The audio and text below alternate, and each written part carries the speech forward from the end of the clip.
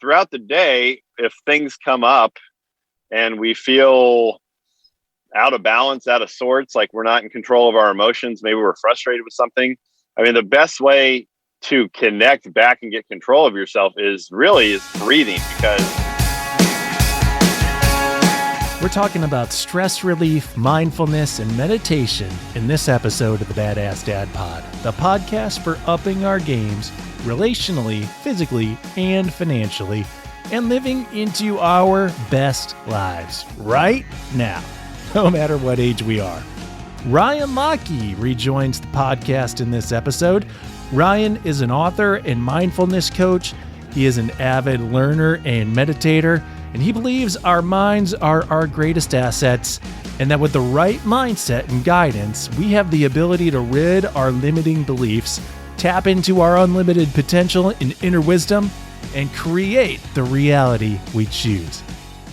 And a lot of us feel we could use a different reality right now, don't we? As for me, I'm Ryan Dunn, he who rocks the podcast mic, deliverer of fatherly advice, seasonal hall monitor of school-at-home children. Hey, shouldn't you be logged into class right now? I'm a level 6 relationship ranger, a level 3 gym warrior, a level 3 debt mage, and your lawful good podmaster. What's going on in your world? In mine? Honestly, next to nothing. Compared to the last several years of my life, very little is going on.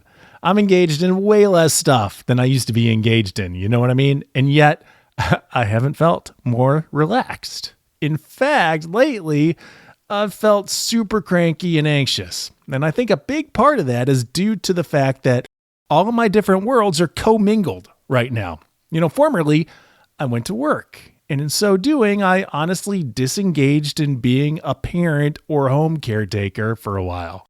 And when I wanted to disengage from work, I went to the gym. I went to podcasting network events where I could solely focus on being a podcaster while I was there.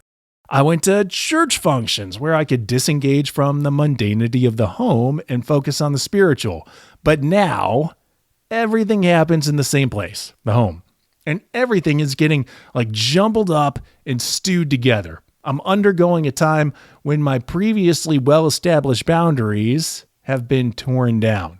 It has been the end of the world as I knew it, and I don't feel fine. I feel anxious and crabby, really, really crabby.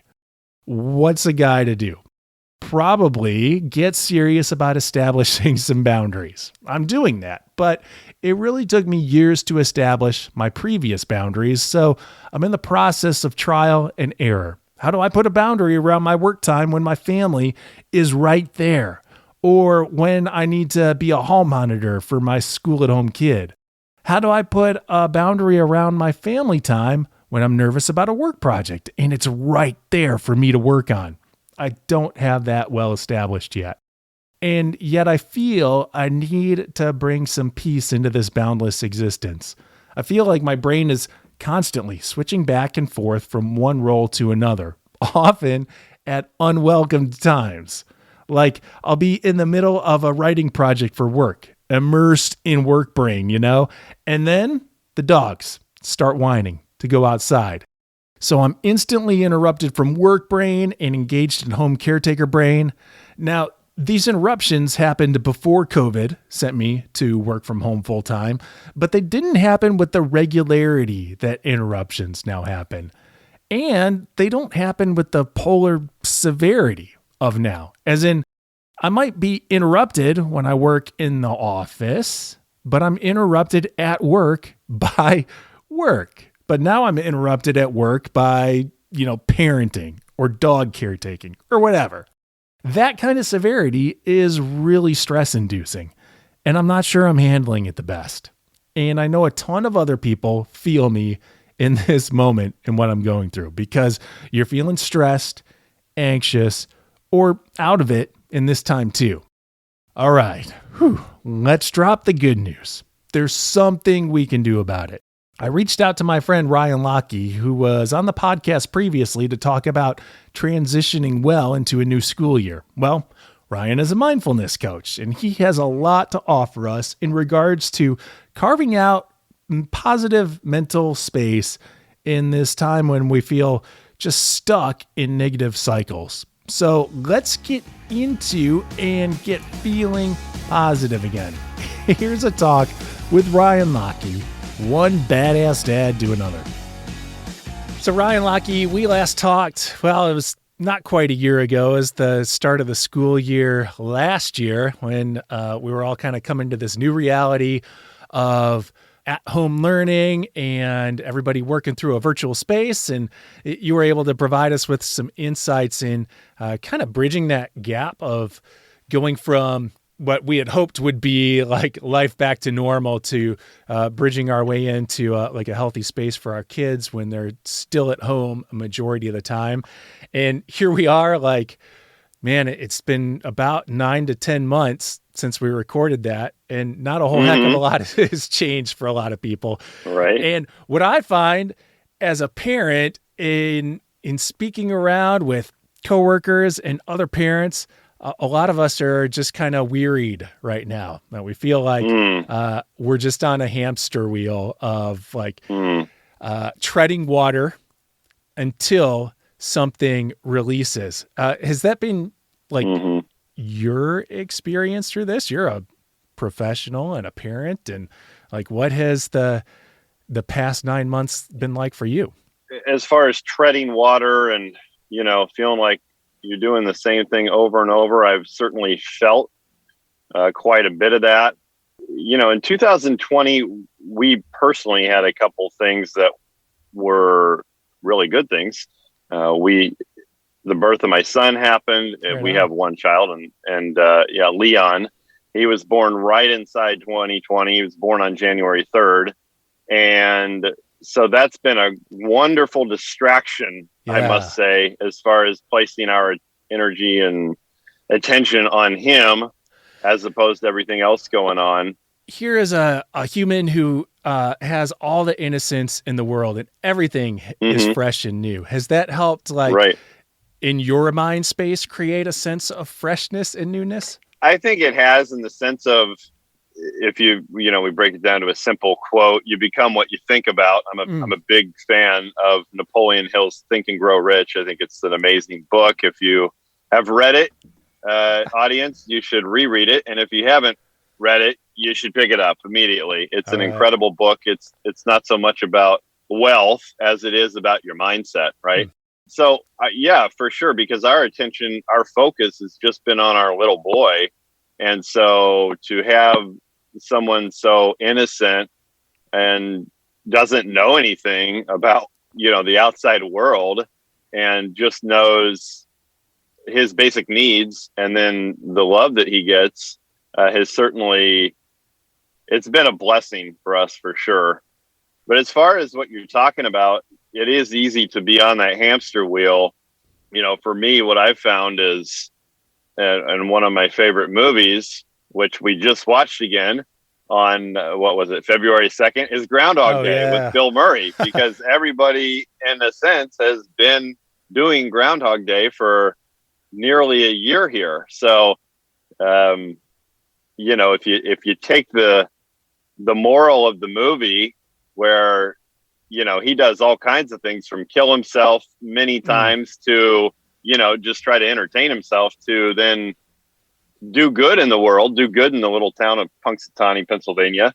It really comes down to your perspective on things and what you focus on. So, I think it starts with how you end your evening and the thoughts you're going to put in your head, and then how you start each day and what you focus on.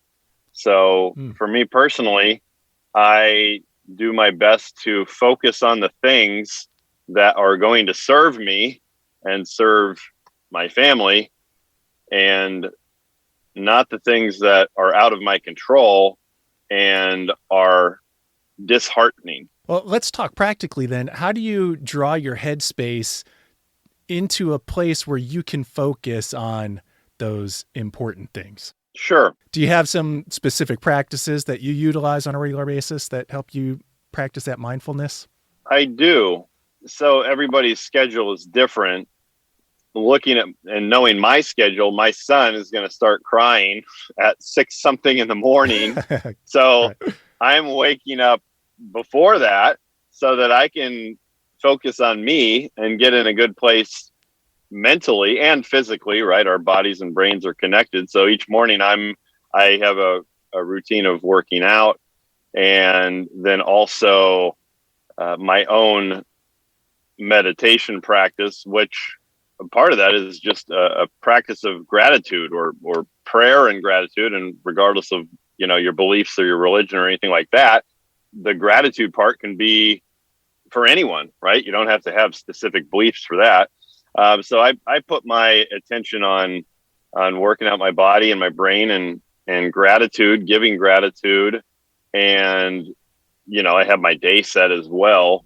Having those things in place each day is huge for me. If I get up, or, let's say I'm working late and then I get up around the time my son is crying, if he essentially wakes me up, I literally need to give my son to my wife after a little bit and like go and meditate, because I need to be in a place where I can be my best self.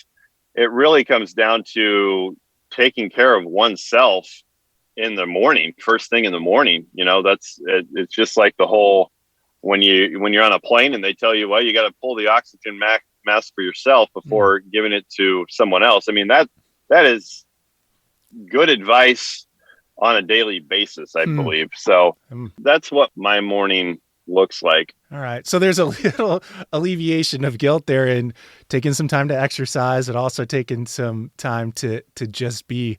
So for our listener who's has this idea in their head that meditation kind of looks like the the Eastern yogi practice with the ohms and the crossed legs and all that kind of stuff. Like, right. What does your meditation practice look like? It can look like anything for anyone, really. I feel like it doesn't have to be something, very specific, and you have to be, have this way about you that's of, the Eastern tradition, like you mentioned. It can be very, very simple. And I feel like it should be simple, especially in the beginning, if this is something that's new to someone. So I keep my practice really basic. It can, and meditation in the morning, or mindfulness in the morning, and then mindfulness throughout the day can be a pretty easy thing to do if you just kind of connect back to your breathing and gratitude. But mine's pretty simple. It starts with connecting to my breathing, where regardless of whether you're, sitting cross-legged on a cushion or just sitting in a chair, or I guess maybe someone, if they wanted to stand, they could do that as well. But mine starts with connecting to my breathing. And breathing is such a great mechanism, because throughout the day, if things come up and we feel out of balance, out of sorts, like we're not in control of our emotions, maybe we're frustrated with something. I mean, the best way to connect back and get control of yourself is breathing. Because if you just thought about, well, I should be in control, I need to let this go.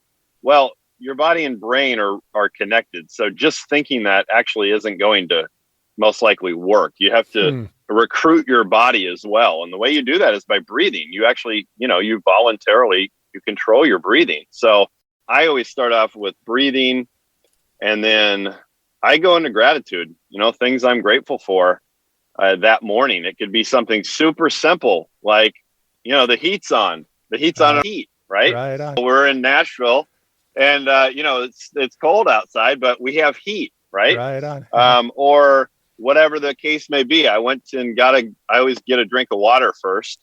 Got a drink of water. We have running water. How many people in the world do not have running water? So, you can keep it huge, like I'm grateful for my life, or you can keep it super simple, like I'm grateful for the slippers on my feet.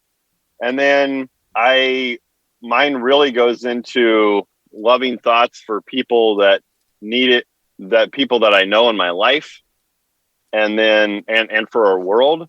Then I also go into what I have going on in the day, and then just what I want in general, perhaps like bigger picture. that I want to bring into my life. And so that, you might call that a visualization, if you will. Okay. And I do my best to put myself in, let's just say even in the daytime, like if I know I'm going to have a meeting, if I know I'm going to meet with you on this podcast, right? Mm-hmm. Then I visualize myself on this podcast with you and feeling like it's going to be amazing. And I'm going to have a strong connection with you and the audience. So whatever you think of, whether it's something in the day or if it's something a year or 5 years out, it's always a really good idea to connect emotion to it, right? We're emotional beings, and without getting too far down the rabbit hole of it, but if you're going to get into your subconscious mind and it's going to stick into the deeper parts of your brain, you have to emotionalize it. You have to feel it to actually believe it. So, with the podcast, if I just thought about, oh yeah, I want to have a good podcast with Ryan and I hope I connect with the audience. But if I don't really like visualize that and feel it and connect it, I won't believe it on a deeper level as opposed to like actually feeling that and adding emotion to it. So going back into it, I connect with my breathing. I go into gratitude. I have a bit of prayer and then a visualization.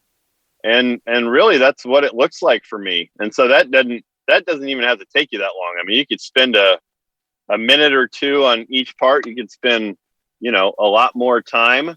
For me, it's just getting in a good headspace. And, everybody does it differently. Yeah. Do you give yourself a set amount of time that you do it? So when you hand off your son in the morning, are you saying like, hey, the next half hour, I'm out? Yeah, I give myself usually, and from time to time, I'll just mix it up a little bit and say, oh, maybe I want to like just focus on my breathing more. But I'd say in general, the whole thing takes like, I don't know, 15 minutes. I don't need a ton of time to do it, really. Mm-hmm. It doesn't take a lot of time, and let's say you just have a couple minutes during the daytime in the morning to do it. It's better than not taking anything, right? Just like connecting with yourself and giving yourself a bit of silence and just, a gift of sitting in silence and giving yourself some self-compassion and something you could focus on, such as gratitude, is a real gift for yourself. Let's talk a little bit about how this bears out throughout the day. So I'm going to throw a total hypothetical at you, Ryan, that let's say somebody's working on like building a web page and they're working at home and the weather's been a little rough and the internet's bogged down and things keep timing out and his work keeps getting backed up and backed up and backed up and he can't get it complete through. And eventually he gets to the point where he just says, F this. I'm going to, I can't deal with this anymore. What might be a good practice for said person to redirect into some positivity in a moment like that? We've all been there, and using that example, we've all been there in different ways Right. like that. And, oh man, it's like, sometimes it's just best to leave for a little bit, right? And I don't even mean like, well, let's just say you can't like go outside, because I don't mean you have to leave like and drive to another town or leave the state or anything. Yeah. Just like leave the area. If you're working in a certain room and doing something, go do something that you love to do for 15 minutes or a half hour or whatever it may be. Mix it up. Go do some like workout, go do something where you move your body, go outside. Go watch a show that makes you laugh. Talk to a friend that makes you feel good.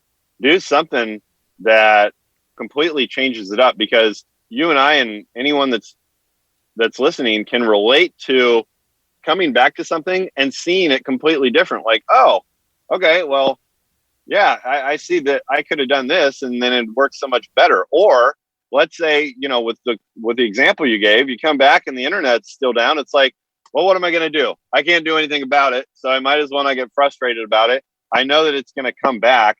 But right now, our lives, depending, no matter what happens in our lives, if we achieve a goal down the road sometime, if we financially get whatever we're wanting, we're not going to necessarily be any happier. And so really one of the most important things we can do in our lives is master our mindset and our emotions and be able to find joy every single day. I mean, and be happy with us.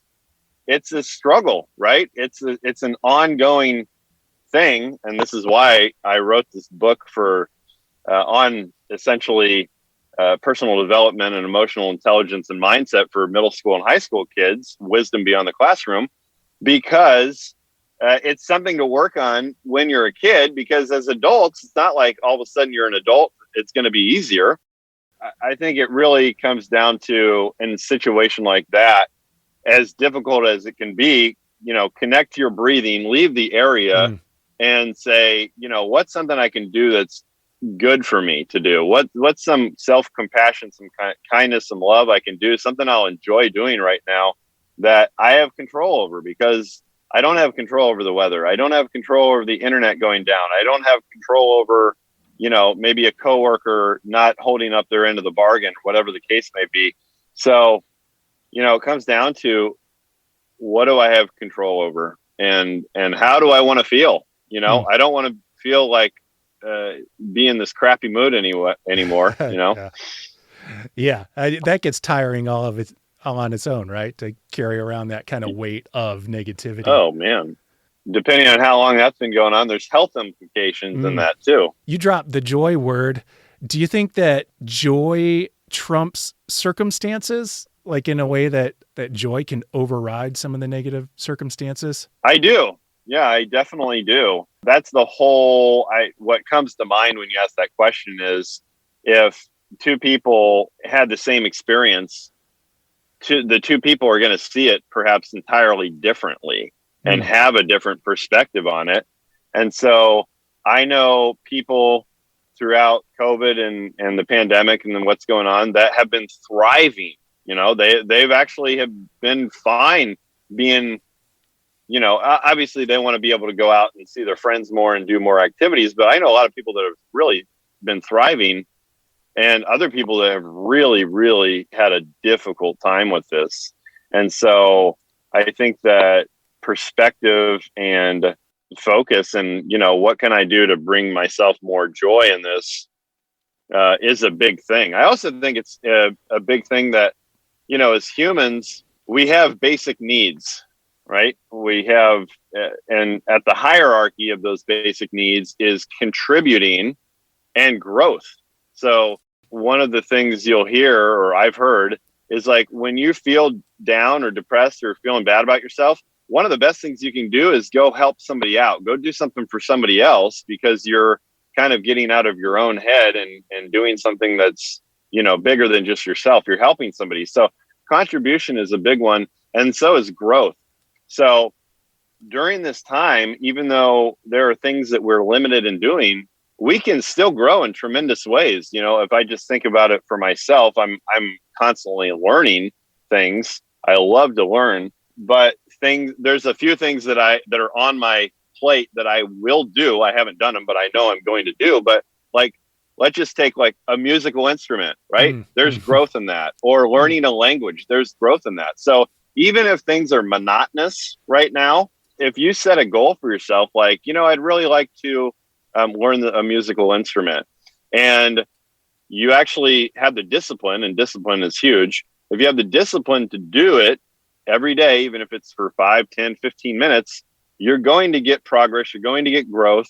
And that is something to look forward to, right? I mean, It really is. And so even though there's a lot of things that are out of our control, there are still things that are in our control. And so I think that contribution, whatever can be done at this point, is a really big one. And so is growth, which, we can just do on a personal level. Yeah. And that's a really good mindset, because that relates also to like our work and our lives beyond just COVID lifestyle, right? For all of us who get the sense, we all get this from time to time, that we're in a job that just doesn't seem as gratifying as we thought it would be, that oftentimes we can turn our mindset around by focusing on those two things that you were just talking about, being a contributor and encountering growth. So that if we're contributing and growing in our work, we find satisfaction with it.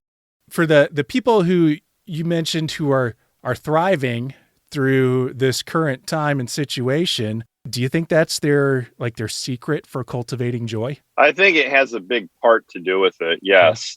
And I also think that, in general, I think that two of the things that are going to bring you the most fulfillment in life are contribution and growth, and also being able to, feeling our feelings. We're emotional beings. So focusing on our feelings and how we want to feel is huge.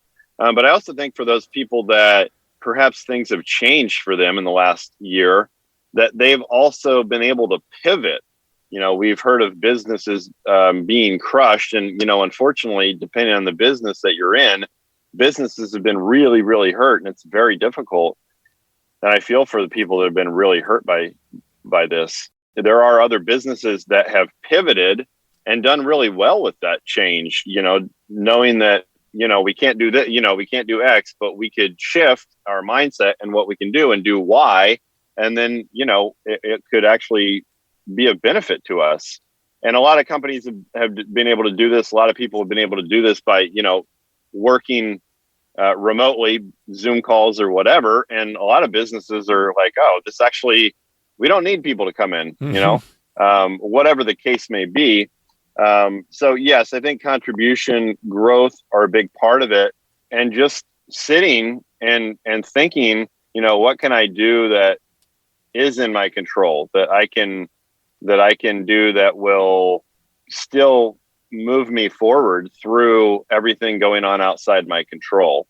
So I think that a lot of it just is a mindset shift of not giving away your energy and things that are outside of you, because we could do that, you can do that, but then that's a choice. You talked about getting in touch with your feelings. Are there certain practices that you utilize that help you connect with your feelings? Because for some of us, there's almost like a cognitive block between our mindset and what we're actually emotionally living into. Is that something that comes naturally for you, or is that something that you have to cultivate as well? Well, I've learned that, I don't know if it's just, I could just say as being a dude, right. Maybe over the years, I haven't been as in touch with my emotions, and I'm not as an emotional being as say my wife. Right. Or there's this whole mindset of masculinity there that, yeah, absolutely. I think it's down. Yeah. Right. And I think that we've learned that, that doesn't serve us at all. It doesn't serve us at all. And I'm not even saying as a man, you have to be, you have to put everything out there and, be flamboyant with your emotions or anything like that. But I think that this is why I think, meditation or mindfulness. And when I say mindfulness, it's not something you need to just close your eyes and think of. You could just practice mindful throughout the day by connecting to your breathing or being mindful of being present. And not, thinking of things in the past or thinking of things in the future, but being mindful and present with what's going on in front of you, and being mindful of how you're feeling and your emotions. And so connecting with emotions in general, I think that my own personal meditation practice and being mindful or practicing mindfulness, that is in part self-compassion, doing something that's really a benefit for myself. It brings out the best in me, and it actually allows me to be better for other people as well. But I think that just doing that for yourself and giving yourself some self-compassion and self-love really just kind of opens you up to your own emotions and how you're feeling, and recognizing those emotions and feelings and being okay with feeling, as a guy and, as an athlete. I've played baseball my whole life. I played college baseball and semi-pro baseball.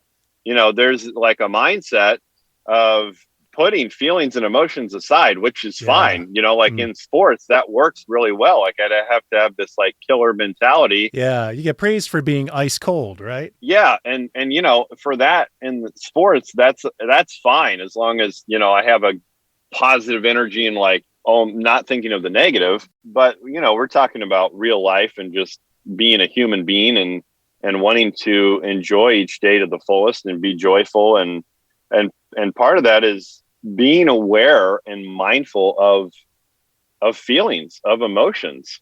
And so for me, that doesn't necessarily mean that I'm going to be crying now, or I'm like, just like a super emotional person, because that's not the case for me. Mm-hmm. It just means being much more aware of how I'm feeling and how I want to feel, and then also being compassionate towards other people, towards myself and towards other people, being able to empathize with others and see things from another point of view than myself. Getting in touch with feelings and emotions, it's a really positive thing. It doesn't mean you're going to have to turn in your man card or anything like that. Right. Yeah. It just means that, you're more connected to yourself as a whole. What could be a greater display of strength? And really that's kind of what comes down to what we're worried about if we let our emotions out, that we're appearing weak. But what could be more of a display of strength than being vulnerable enough to expose what we're feeling, and even when we're hurt or feeling negative? Yeah, absolutely. I totally agree with that. Yeah, it takes courage to do that. If you thought of it that way, if you flipped it and said, let's just say as a guy, like, yeah, if you got in touch with your feelings, like, that takes courage. Yeah. Do you have courage? It's like turning a light onto something that, well, if it hasn't had any light shown on it for a long time, or if ever, it's time to do it. It's time to do it. So it's a healthy thing to do. Well, Ryan, you wrote the book Wisdom Beyond the Classroom, and you've mentioned that it is kind of written for middle schoolers and high schoolers. And I've got one of those in my house. So I saw some practicality in reading it there, but dang it, it spoke a lot to me too, as a 45-year-old. I mean, the mindsets that you are advocating and the practices that you're walking us through in that book have a whole lot of implication for people, no matter what age you are. And I mean, it's definitely written for those who might be in like 8th or 9th grade. I mean, it's written at a level that is easily digested for those of us who are a little later in life. Where is a good spot for people to find out more about, some of the content of the book, more about you and some of the things that you're up to? Yeah, for sure. Thanks for saying all that. And I agree. I've had adults read it and they're like, oh man, this is, even though it's for like middle school or high schoolers, like, adults should read this book, totally. And so, because it's so much about mindset and emotional intelligence and things that are important our whole life. The book is titled Wisdom Beyond the Classroom. If you went to wisdombeyondtheclassroom.com, you're going to find where it links to get the book, whether that's an ebook or the actual paperback. I also read the book and it's on Audible, but all that on my website links to Amazon, where it's sold. And then, what else I'm doing right now, Ryan, is I have created, let's call it a course, if you will, or just some practicalities around the book and around mindset and emotional intelligence. And I call this Adolescent Intelligence Upgrade. And the website for that is AD, and then IN, upgrade. So it's like add, like adolescent, AD, and then in like intelligence, and then upgrade.com. And what I've done is I've basically created a bunch of items that it helps educate parents, and it helps educate an adolescent child to go through adolescence and just have a lot more knowledge about being intelligent with mindset and emotions. And so I have items in there that are tips to motivate your child, tips about stress, Could use a little stress relief, tips about emotional intelligence, a gratitude journal. I have like 10 items that I basically grouped together, items that I think are important that kids should learn about, that they don't learn about in school, because they're all about oneself. And I feel that that is the most important thing that you literally could learn, is about yourself and how to manage yourself and how to, and how to like understand yourself and how to help yourself out when you're, with emotions and things of this nature. So add in upgrade mindfulness.com is something I've recently done. I've actually been working on it quite a bit in the last couple months. So, those are places that you can find out more information. Cool. All right. Well, Ryan, thank you so much for dropping some insight and for spending time with us today. Yeah, absolutely. Thank you, Ryan. Thanks for bringing us into that badass headspace, Ryan. Relevant links for Ryan are up on the website, thebadpod.com, but wisdombeyondtheclassroom.com is a good place to start. And I just got access to Ryan's class on secrets to motivate, refocus, and build self-esteem in my adolescent child, because we need that right now. So I'm looking forward to letting you know how that goes. Thank you for listening. It means so much that people care to share time with me on this crazy voyage each week. If this stuff is valuable to you, hit subscribe and leave a review on this podcast. Reviews seem to have fallen out of fashion, so let's bring them back. Can't we give one, would you? Please? Anyways, I'll be back with a mini episode next week. We're sticking in the motivation space, but this time talking about reacting to not feeling motivated to work out. If you want to hear Ryan's previous episode, which is pretty interesting, if I don't mind me saying myself, it's called Resilience and Back to School Season. It was released in August of 2020. Another good related episode came out in August of that year. It's called What You Need to Be Content Right Now. And 7 hacks to staying motivated from June of 2019. That's a good one too. All right, I gotta go. I'm sure you got stuff to do too. Check out thebadpod.com for more and stay awesome. Okay, bye.